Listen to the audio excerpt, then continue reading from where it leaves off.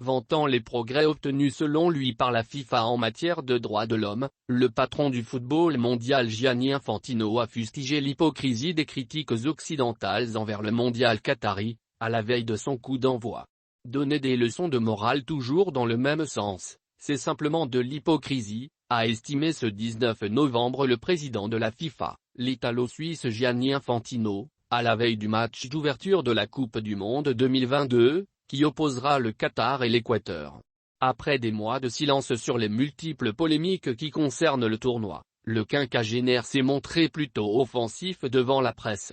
Comme le rapporte la AFP, Gianni Infantino s'est livré à un monologue d'1 heure durant lequel il a amplement puisé dans son histoire personnelle pour affirmer se sentir à la fois qatari, arabe, africain, gay, handicapé et même travailleur immigré. Pour ce que nous, les Européens, avons fait au cours des 3000 dernières années, nous devrions nous excuser pour les 3000 prochaines années avant de donner des leçons de morale aux autres.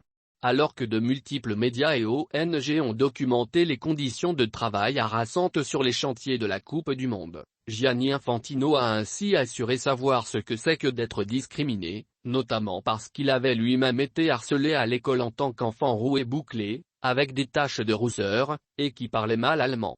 Et quand je suis arrivé à Doha la première fois, je suis allé voir certains de ces logements pour migrants et ça m'a ramené à mon enfance. J'ai dit aux Qataris ce n'est pas correct, il faut faire quelque chose à ce sujet, a-t-il raconté. Le patron de la FIFA relativise les conditions de travail au Qatar en évoquant les migrants qui meurent pour rejoindre l'Europe. Le patron de la FIFA a en revanche évoqué les progrès obtenus ces dernières années pour les travailleurs au Qatar, tels que le salaire minimum d'environ 280 € par mois, l'abolition du système de parrainage qui empêchait les employés de quitter le pays ou encore les indemnisations pour les salaires non payés et les accidents. Parmi les entreprises occidentales présentes ici, combien se sont préoccupées des droits des travailleurs migrants? Aucune. Parce qu'un changement de législation implique moins de bénéfices. Mais nous l'avons fait, a argué le dirigeant.